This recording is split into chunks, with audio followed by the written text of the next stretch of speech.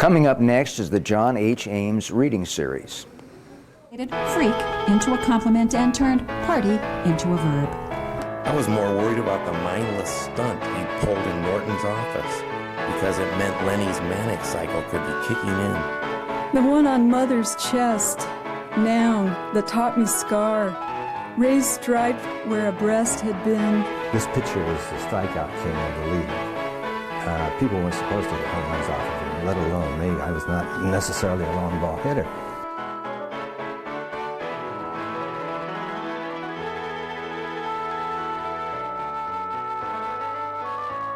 Went to school out at Chadron State College, graduated from Chadron State College.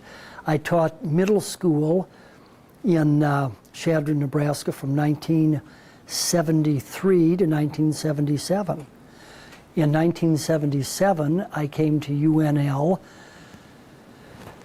to work on my PhD. In order to do that, I've been a tree trimmer for 40 years, and I took over the work on downtown and East Campus, all the tree work. And I trimmed in the Arboretum and all over both campuses. In the meantime, I became a grad assistant and then an instructor, and had some wonderful, wonderful experiences, wonderful teachers at UNL, and got my degree in 1985. In 1987, I was fortunate enough to go back to Chadron as an assistant professor of English, and I've been there ever since. The book I wrote, Heartwood, much of that book is set, I'd say about 40% is set in southwestern South Dakota and northwestern Nebraska. And I'm not much of a plains writer, if by plains we mean the high plains of Nebraska.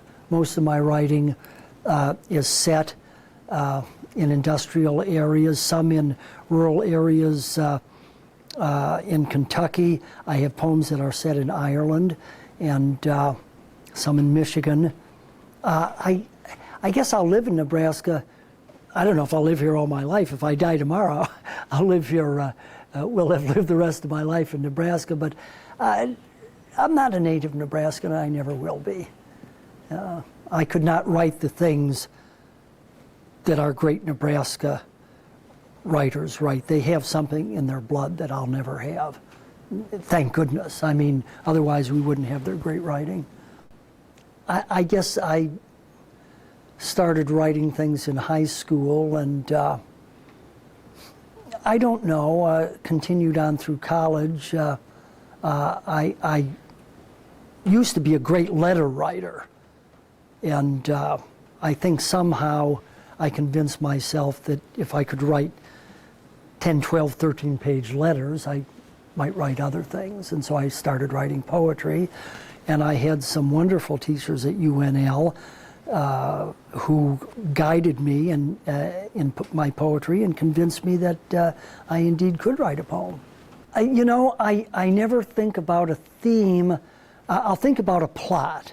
I hear stories, and then I try to tell them in a metrical form. And if a story appeals to me, John Neihart, great narrative poet from Nebraska, did the same thing. I'm not comparing myself to him poetically. He did work with a blank verse line, but he always, in many of his poems, he added an extra 2 feet to it. But he heard stories that he wanted to tell, and he told them metrically, and that's what I do. Yes. I don't imagine an audience. I'm assuming my audience is literate, but by that I don't necessarily mean extremely well read. Literate in the sense that they can follow a plot and a narrative, maybe not get everything, but then what writer even gets everything about his or her own work anyway? Well, that's very difficult because you have to be in for a lot of abuse, and by abuse I mean editors choose what they want as they will. And I would tell any young writer, if you're mad at an editor, put yourself in his or her place. You're going to choose what you want. But don't take that as a personal rejection. Continue to write, continue to send your work out. What other choice do you have? It's like a baseball player. Get up to the plate. Keep swinging. Eventually you're going to hit one. Either that or go back to the farm team. Poetry has a sound to it. Now there's some great prose writers that are great poets. I mean, Joseph Conrad and page after page after page of Moby Dick. I mean, straight out of the Old Testament. Some of the greatest poetry ever written. But I just like the poems. I like the sound of them, the words coming together in such a way that I don't get. I find when I'm writing prose, after a while I start looking at the prose I've written and say, you know, I'm writing blank verse. I might as well turn this into a poem. And that's why I think I have a facility for a metrical line that I don't have for prose. I read poetry, and I don't read a lot of I don't read a lot of contemporary work. I don't read much contemporary work. The majority of my reading is my favorite class. I shouldn't say that.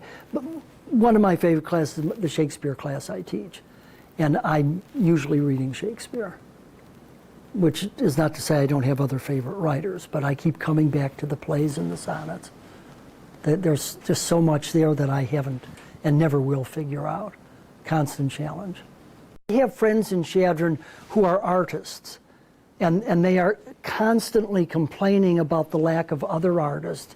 I know that when I lived in Lincoln, I was fortunate enough to be a member of a wonderful poetry group. The editor of the Prairie Schooner was in that group. Mordecai Marcus was, Steve Barrett was in that group. There were others. Fran Kay was in that group. And we met, maybe it was every week or every 2 weeks. Oh, what an incentive. You hear other people and you get all these ideas. So when you're living out in a small town, now I'm not knocking people in a small town, but if you don't find others who are doing the kind of work that you're doing, then you have to read, and it does have, there's a challenge to it but I don't know, that's not an excuse. We have so many great Nebraskan writers who began writing in small towns. Right. Yeah. I don't know. It's nice to have someone to bounce stuff It's off. always nice to have that, and if you don't have it, you just got to do what you can, and you can't blame anything on that. I've never been one for inspiration.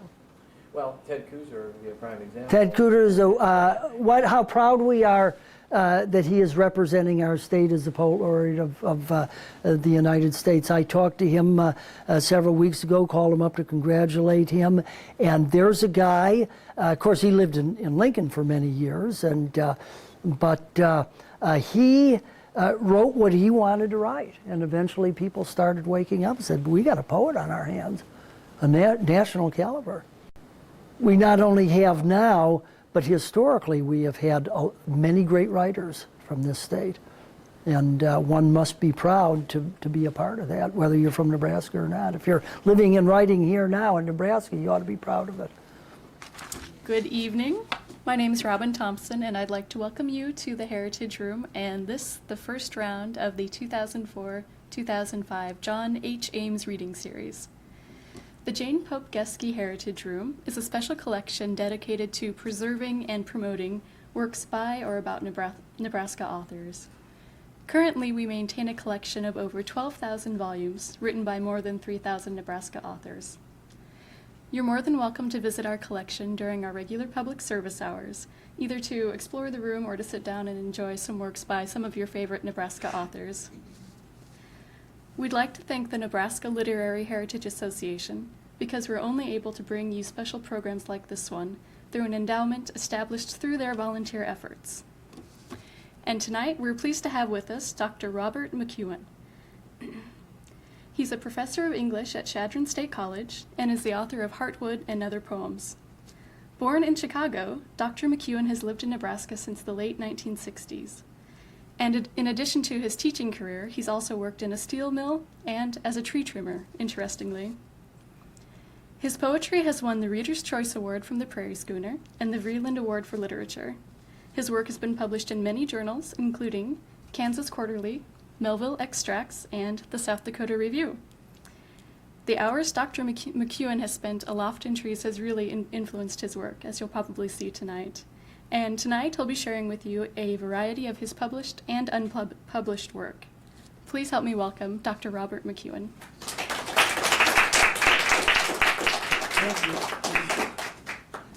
Well, I would like to dedicate this reading to my two lovely daughters who are sitting in the front row, and I would like them to share that dedication with our current Poet Laureate for the United States of America, sitting right here, Ted Kooser.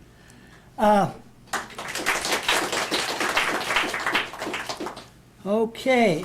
Cletus Mack came over to this country from Ireland, and he, around 1945, 1946, 7, worked in the packing industry in Chicago, and I don't remember growing up in 1946 because I was born in 1945, but around the late 40s, people who lived there always said, you want to take a deep breath, now you're going to be able to tell the difference between a cow and a horse.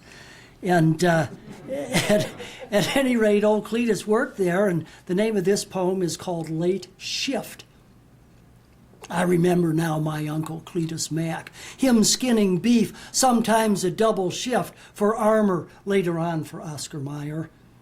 He said some evenings in late July, a yellow moon reminded him of nights he'd spent with Bridie Kiernan years before when they'd skip down to Carrick for the dance, and wending home, sing songs of violence and love until Miss Bridie Kiernan died.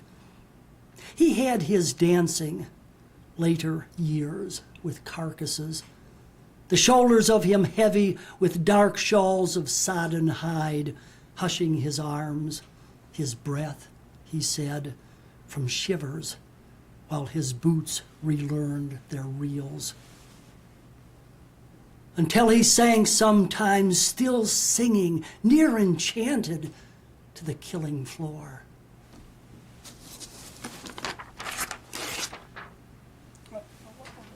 These here. Just give me a minute to get things squared away.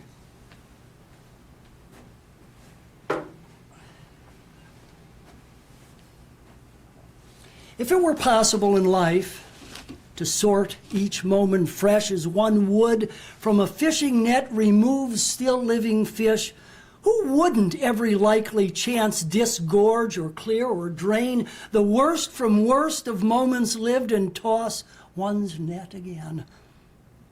But misery turned inside out swings back within the gate, sleek fish flung fresh from nets alive holds still upon the plate.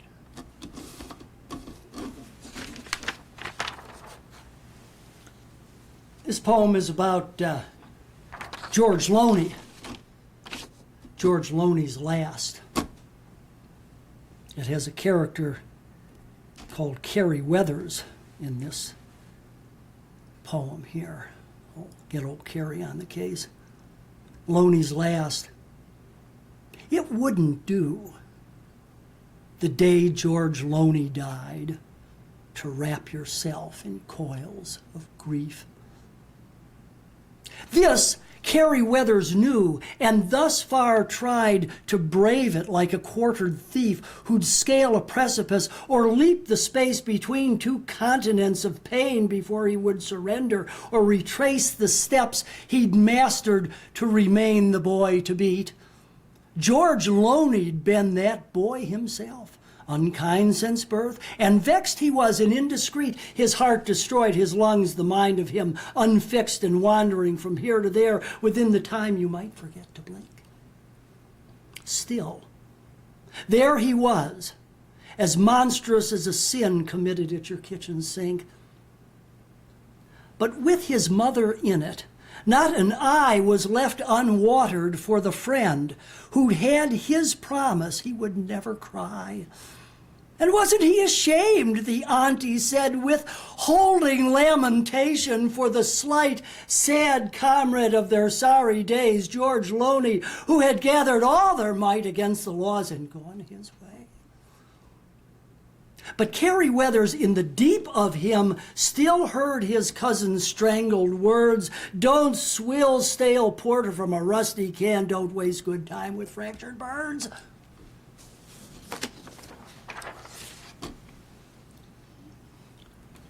I don't know whether Nora Cormack was someone who actually lived on this earth. I don't know where, she's not living on this earth, I don't know where else she's going to live, but the people I got this poem from were convinced that whatever time of the day it was and wherever they were convinced that Nora Cormack was near. And so I titled the poem, Nora Cormack's Near. I don't know what a near is, but she seemed to have one. That's a contraction for is near. It wasn't just the mushrooms she bewitched, but so it was the crusty hearts of us that for so many generations had grown lame and unresponsive to the light. On any winter's day, you'd find her fleet upon the road with head uncovered, feet like leaping hares, each eye a roving joy. And if she caught your sleeve, she'd have your wits, no matter weight of misery you bore. And afterwards, maybe a league, maybe for several days gone by, you'd swear you'd been transported west on horseback through the sky. Some told it she was just beyond 70. But if you strayed within the compass of her eyes, you'd vow she'd leapt 100 years and started up again. And where she came from, no one ever learned. But only weeks of Nora's biding here had everyone believing she was native born, although my grandfather, notorious for doubt, swore Nora'd been for centuries a dream on temporary loan from Skibbereen. It was at hasty weddings, wakes, and births she worked her major feats. Though not a day unraveled, but she'd woven kindness there the way when darkness fell, remained a spell that smothered bitterness in coils of sleep. And when an infant died, her keen would swell the air like lusty seraphim, and when a man went overboard, she'd mend his nets. It's long years now she's gone from this in shape more easily identified as hers. My grandfather, just so, soon followed her, himself a lovely man. But kindness bides when all is said in short, convulsive leaps through blinding light. Our grandchildren will know where Nora Cormack spread her flaxen hands upon a sharp, grief-darkened brow and coaxed it clear. They'll know her leaning cabin with its silly head of ragged thatch stood hard against that yonder hill, that stone-infested hill, and maybe see her, too, upon the road and fall within the compass of her eyes.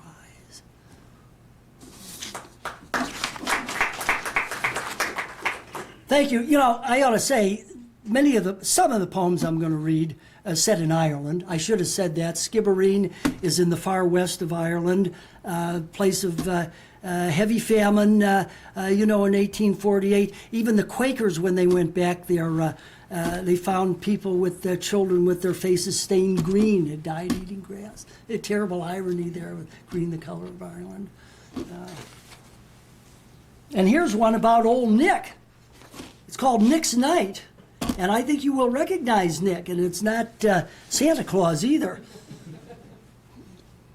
You'll not believe he won't be back, they heard Nick Nolan jeer. That his time won't be stumbling, limp in pace, but disappear. He roared to the boys on the evening of the day his brother died.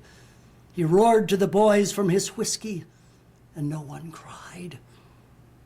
His brother had been the younger at least by 20 years. Nick said it was better, when dying, to see things clear and not be a clinging bastard and not be a son of a bitch who cursed the degree of a wounding he couldn't patch. The day'd been a reflex of moments, each moment a curse and a blow. Nick's brother was dead in a moment and not before.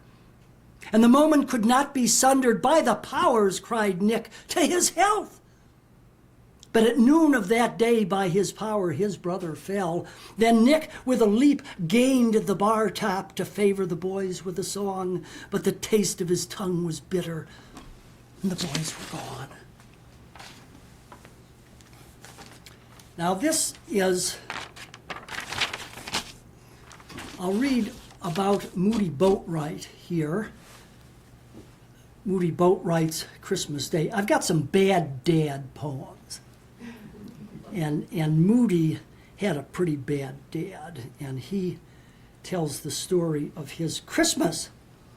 And he says, Moody does, Moody Boatwright's Christmas Day, it wouldn't do at Christmas time, the snow fell slant and fast, the deepest cheer that time of year was blighted ere it passed. An old man raged about the room, he kicked with aim and might, and all the joys like broken toys were smashed within our sight. Of all the sorrows yesterday, the bitterest of all must still be borne by those unborn, though they be least of all. When on that day of driven sleet, hard, furious, and fast, some Christmas day when joyous play in light that will not last is smashed by some old raging man whose heart self-hate betrays, who must destroy whatever joy he finds along the way. My father was that raging man. I can't remember him on Christmas morn when Christ was born without a molten pain that cannot melt the driven ice or loose the long-packed snow. Each morning's pain, again, is caught within my throat to where I couldn't spit it out. Without it, flay my tongue. Within my soul, it's barbed and cold, a hay hook in my gut. The only thing on Christmas morn that I can do is pray my Father rests where he is blessed by those who bear his name. And then old Moody went on to write a ditty about his daddy. And when I heard it, I knew that I had to write it down. I can't see when I like this, I can't see anybody. These are reading glasses. And I'm going to tell you something. Now, I know that optometrist is a good trade. I know that. But, you know, $12.95 at Walmart. I wonder if Zuleika remembers. I brought her over to town, she couldn't read the letters. And he said, this kid needs glasses. I said, well, that's good. I said, how much do they cost? It's about $185. I said, I don't think she needs glasses. She'd gone out to the waiting room. I said, get that kid back in here. I said, read those letters. She read most of them. They didn't need glasses. Later, I was tested and I actually have better than 20/20. I just wanted glasses because I thought they looked so cool, and I was calling them spectacles. Yeah. So I got in there and I clearly remember faking it and acting like I couldn't see anything, and then we came outside and Dad said, those glasses are like $250. Yeah, we're not getting them. You're not getting them. Yeah. Say, like Smokey would say, she bears me out. This is Moody Boatwright's Dead Dad Ditty. I followed fast and I followed close, but I couldn't catch my father's ghost. For he was tough on truth and mean as no one else in Abilene. He ripped him high and he ripped him low. He ripped me too when I was slower, couldn't march through mire and muck to scour his scent and mend his luck until the day he knocked me down and kicked me hard and I left town. Stole his gun and truck and knife and crossed the river on a moonless night and headed north, east, west, and south. I crossed my tracks, so shut my mouth. Of all the dads no one could trust, I'll take you, Dad. You were the best for busting homes and oaths and heads, for laying drunk on Dago Red. And even though I hated you, your ways were mine before I knew. You lived in me, my guts and all, and I can't change and I won't crawl. The day you died, I've heard it since, the old dogs groaned, the young dogs grinned. The burial was broken spades. You dig your own when the county pays.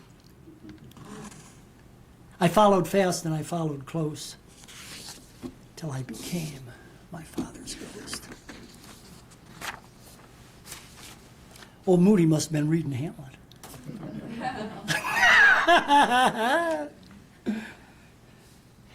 I was in Raven Oak, Nebraska, taking rubbings from graves. Well, that's not true. But if it were, this would be one of the rubbings. Because the title is, see, I don't even know where Raven Oak, if there is a Raven Oak, but let's pretend, for the sake of this poem, that there is. It's called Laura's Warning, and it is a rubbing from an uncut grave in Raven Oak, Nebraska. The date of that tombstone says 1923. Now, what do you think about that? This Laura Bender post had this. That's quite a job of chiseling, even if you are a stone cutter. And this is what the rubbing reads. Here lies Laura Bender Post, dead since she was 54. No, dear friend, she's resting well far beyond the gates of hell. Neither is she keeping time with glory on an ill-tuned harp. Believe she doesn't bide at all. How could she rise who never fell? Laura's neither there nor here, wherever here or there may be. She lived a life of woe, of bliss before she died. She wrote all this in hand that's cramped. I understand you'll have to squint, so stand up close and scan this final foot of stone. While you read, I'm not alone. Know well, though, there will come a time when time in weariness will fold into the rolling, frozen, liquid fire the universe will be, itself expire in nothingness, like you, like me.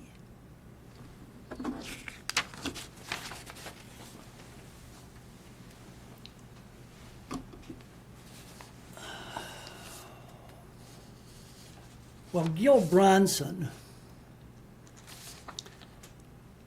was not a happy camper. And I found out about his dream. And I wrote it down. You know where I got this guy's name, Gil Bronson? It's the name of a piano. But I think that's G-U-L-L. I changed it to Gil, and last name Bronson.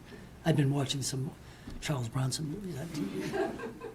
Playing the piano one hand and watching Charles Bronson with the other. How can you watch someone with the other hand? Anyway, this is Gil Bronson's Dream. The place names in here, the Slim Buttes Road, runs from Dawes County up into Shannon County in South Dakota. It is not a very nice place to be on a dark night. It's a gravel road. Gil Bronson's Dream.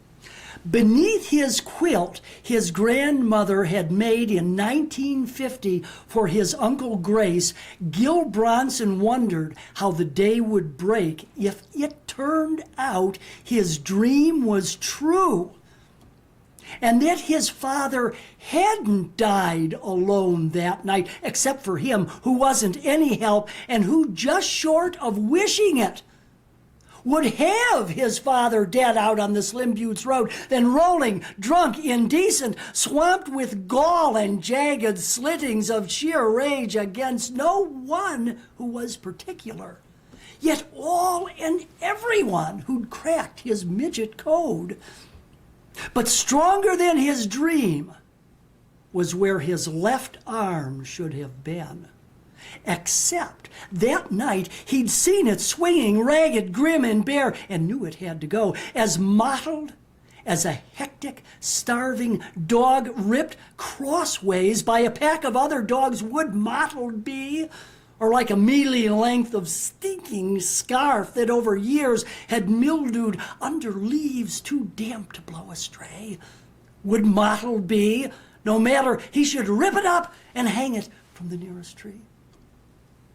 That night, he'd watched his arm and willed it often to obey in earnest every word he said until he turned and watched his father's floundering grow less and less profound, where underneath a foot of ditch run off 3/4 of him lay.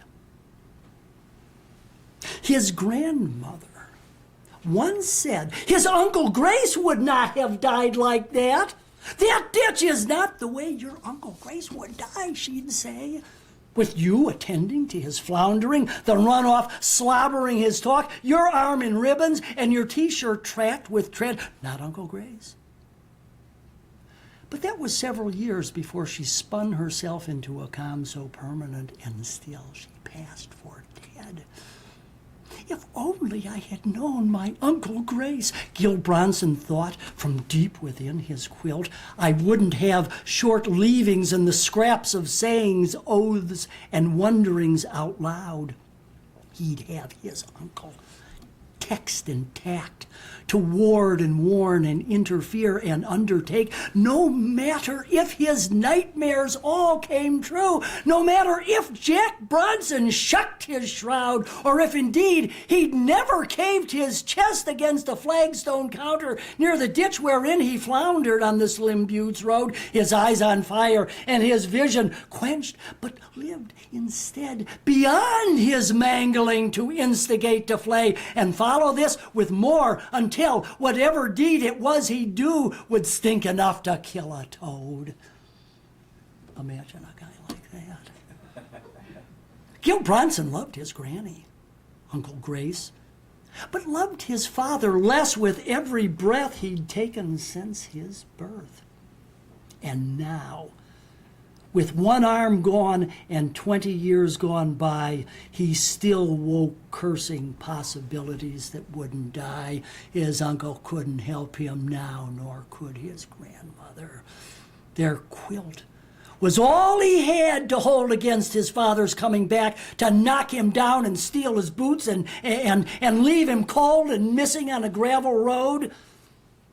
He'd snatch as afterthought the blanket too and shred it into kite tails he'd never use.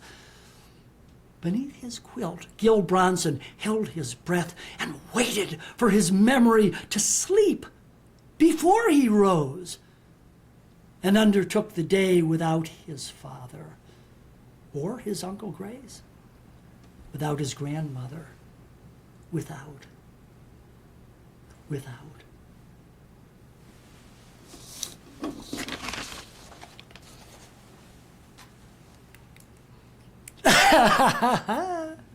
We're moving right along.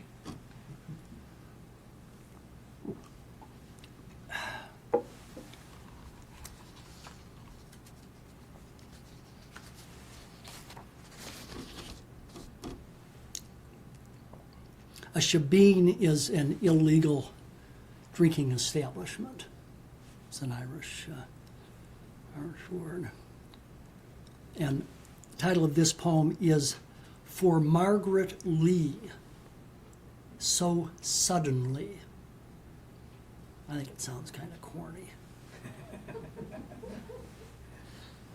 Almost like a Hallmark greeting card. Let's see what the poem has to say. Got a lot of run-on sentences here. Let's see if some of them work. It was late afternoon, and we had drinks and changed our chairs so you could watch the sun, and spoke in shadows of another afternoon. The ice had been so brilliantly embossed by sun.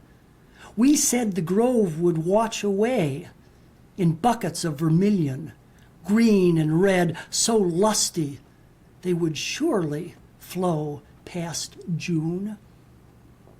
We had me drinking whiskey, you straight gin. It's true my grandfather grew corn to drink, and that his father kept a stoven, swamped shebeen. Is that redundant? Long before their lot washed up in Boston with a bag of broken notions and a pair of shoes.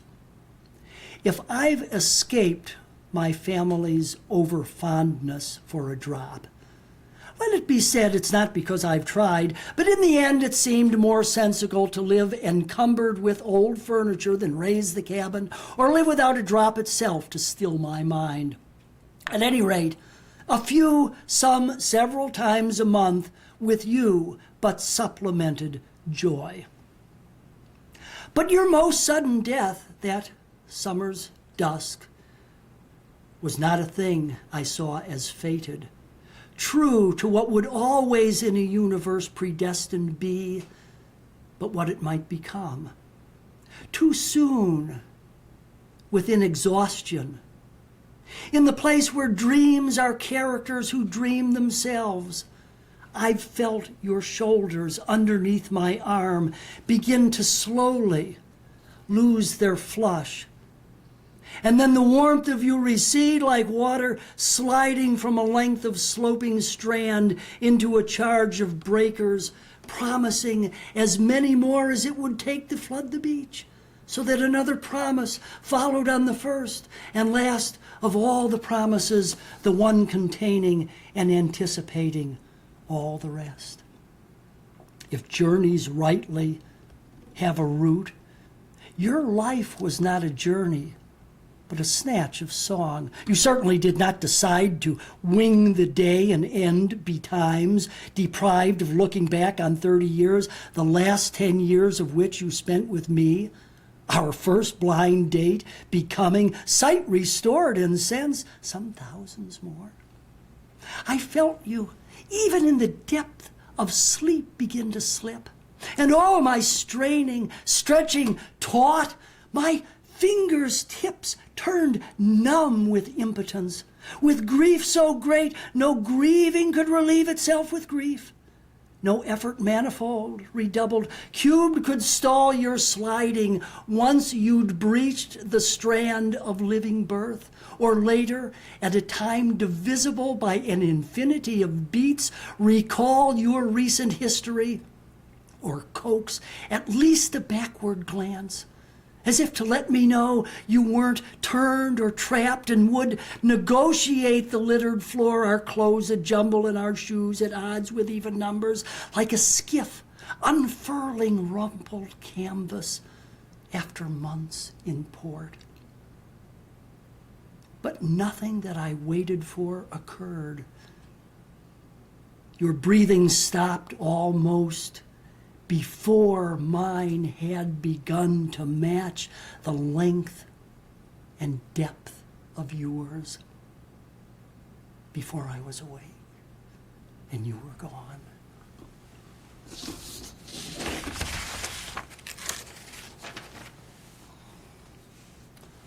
Well, we're heading down to Kentucky, I think, to a place called Ash Hollow. This has two speakers in it. There's Uncle Dan and his nephew Raymond. And there is a weed in here called, what did I call it? I just made it up. It's Malthus Weed. It sounded good. Oh, of course, it's a localism. Yeah, of course. No one from Harlan County could miss it. We didn't see outright. The springtime fell across her shoulders, spread a peach green film against her cheeks and swathed her throat on down within a gown of stems cross-hatched and leaves loose interwoven like a section of slack wing. But there she was. My Uncle Dan said later that he'd felt her eyes upon the measure of his stride. I'd felt them too, and I remembered being gawked at when we went to Illinois and how it made my sweat prick chill beneath my shirt. We stopped and turned our eyes into the deep ash hollow, hung that morning with 1,000,000 jeweled strands of dew-hung web and intricate designs of black and gold and crimson green where all the forest bottom caught the light.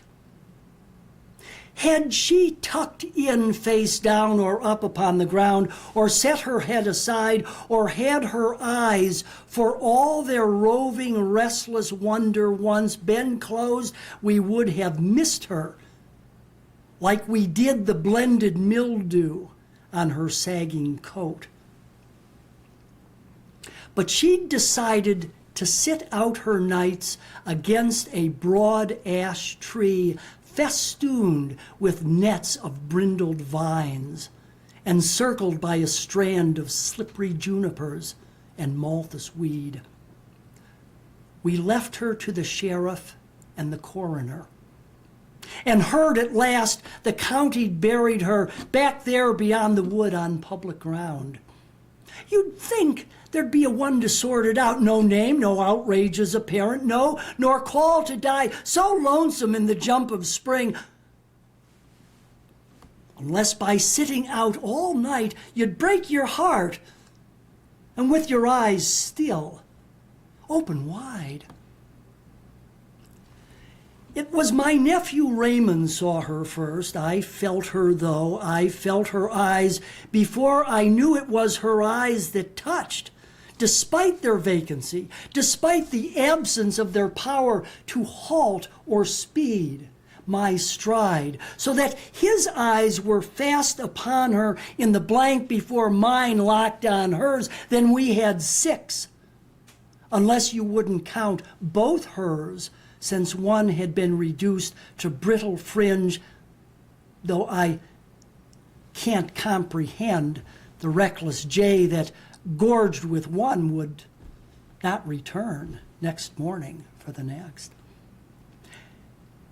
Since Raymond wouldn't speak, it left a kind of palsy in his wrist to let me know he'd wonder long in after times how he'd been marked for recognition by a set of dawn-struck eyes. The deep ash hollow held her like a pocket on a dappled coat, or like the crevice of a palm would cup a bauble it considered its most dear. I'm 30 years beyond him now. He can't but hold my course and catch me here. I know the slackness at his jaw will tighten with perplexity that such despair as hers should be. But getting on towards where I stood that day, and standing near sand blind in slanting sun, its random slashing skittish in the grove, its riddling way with what she'd worn, with what she'd cast aside, it won't be difficult for him, I think, to press this way again and not screw sideways glances towards that tree, the beaten ash that propped her, and descry her settled face unvexed with gawking men more awkward than her set of staring eyes.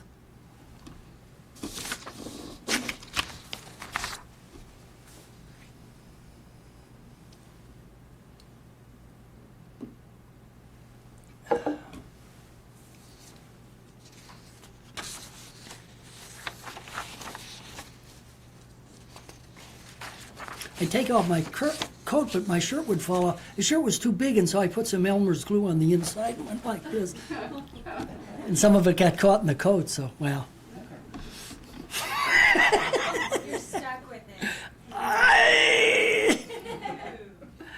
Liz Connor has a thing or two to say. She has had a nephew named Buck, and she was telling him that it's not like taking out the garbage, this little journey that she is going on. There is a county name, a county of Ireland name in here, Kilkenny, and Subic Bay is mentioned. Vinegar Hill is mentioned, famous battle in Ireland against King Billy. In characteristic fashion, the Irish lost and blamed it on someone else. It's called Liz Connor's Best. It's not like taking out the garbage, Buck, Liz Connor said to me. And coming from the alley back with nothing on your mind except what's maybe left to eat or how the sanitation ought to have it out with Wild Jack Moylan and his rusty stove before another, like the kid they found near Halstead with his life of memory a week from sleeping lonesome in the fridge, is trapped and smotherized. I thought she spoke as if she knew how things would happen when she'd die. Like taking out the garbage, she continued, in a voice phlegm-burdened, broad with syllables, unable to hold breath. A voyage out, not coming back at all, your eyes astounded in the kitchen light by what they'd seen, your ears enchanted, and your feet unlikely on the swept linoleum, the tongue of you with tails contorted, how you'd found the alley slivered like the sky, the dogs restrained, the tramps asleep, the lot of every provocation born with grace and wonderment. Doesn't sound phlegm-burdened to me. I felt long afterward she must have spoken to my reverence for her, who, when this night had nearly passed, would surely die by her own hand or mine. The garbage, Buck, she drew upon the air. Your mother knew the mess that matters when the alley's bunched with midnight, and your eyes are clear. The time is final, and your hand has heft and balance like a drop-forged blade. Then I remembered how she died, or how I'd thought she died alone, discarded on a gurney in a filthy storage room by someone indiscreet or moribund or leaving town. And did my mother die, I'd always wondered, without waking up? Or were her eyes behind her lids awake, contemplative? Or did her eyelids rise the moment when her vision failed? Would she have found within that moment, looking back as far as memory can go, the fact unhurried, final, that a moment has no bounds? And did she find her sisters when the undivided moment was at hand? Liz Connor and the rest, their parents too, as recent from Kilkenny as the cat? Did she look back upon the mariner whose feet could not abide a patient floor, and bless the 5 gray bundles they'd begot before he lost his breath near Subic Bay? And did she gaze upon them all, their lives recalled, now faltering, hers vanishing, the echo of a voice unhinged from sound, so that it's only faces she'd have left, and wonder if she'd had a life at all? It's then I knew Liz Connor found her out and set my mother on her way.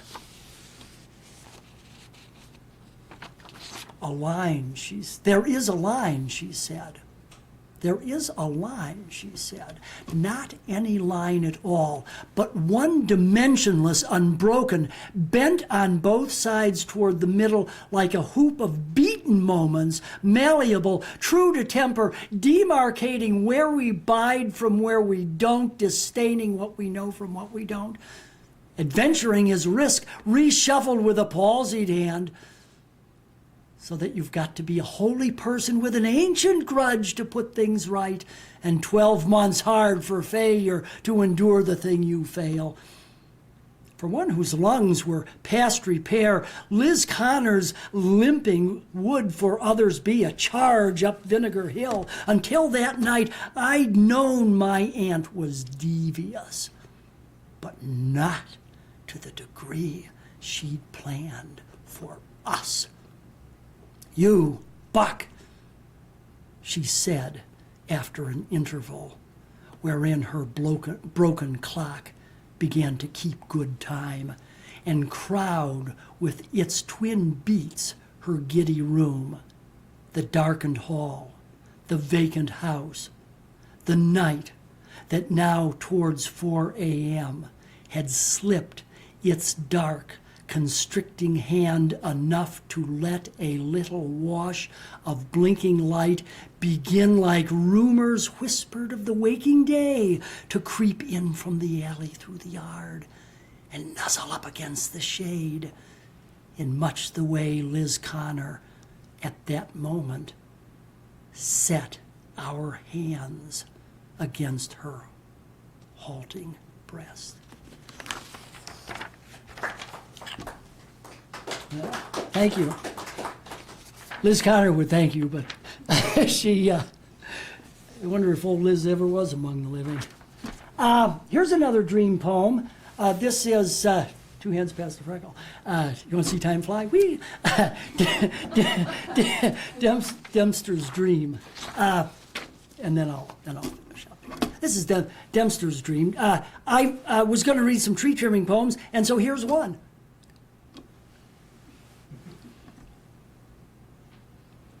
It was after Harold Dempster broke his neck from snapping it against a crossing limb 12 feet above the ground, before he dropped near silent, spread and still, that I took care to tie in twice before I climbed against the wind or made an awkward cut.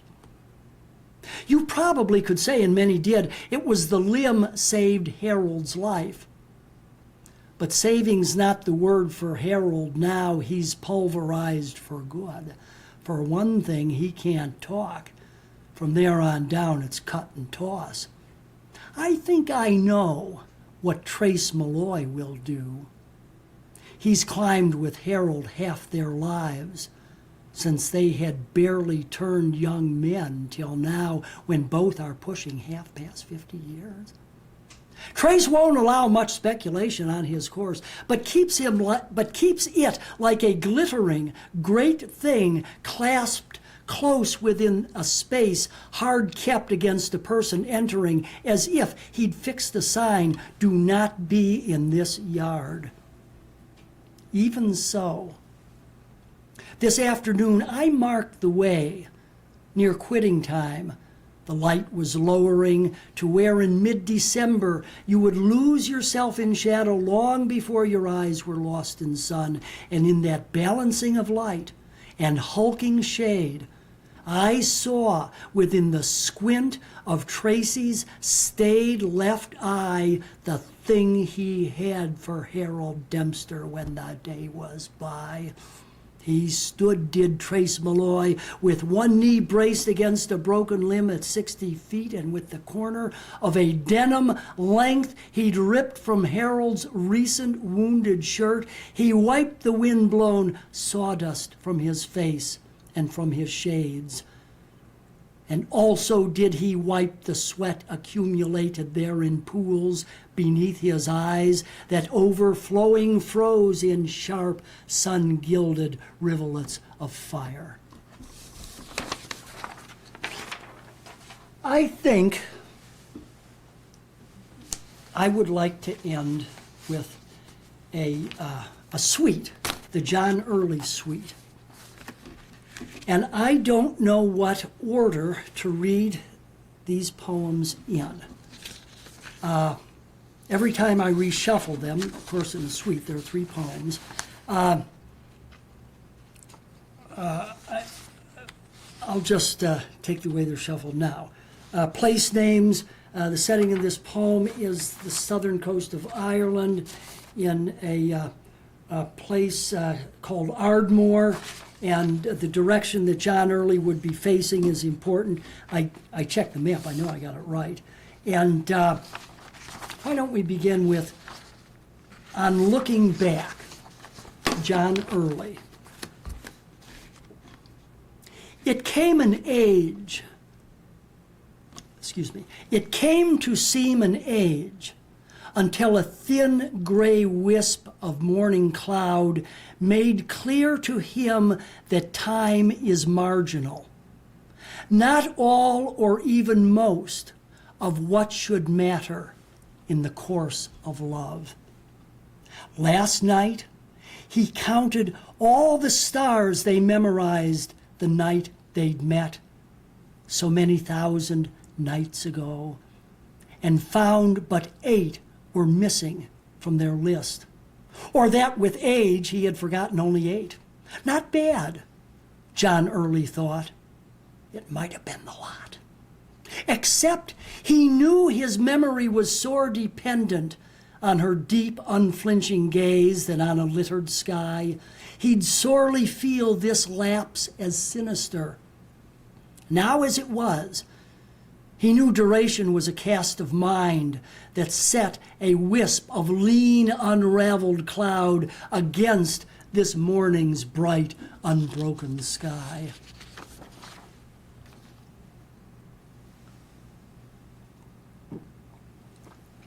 With a pun on John's last name, the title of this poem is Early Rising.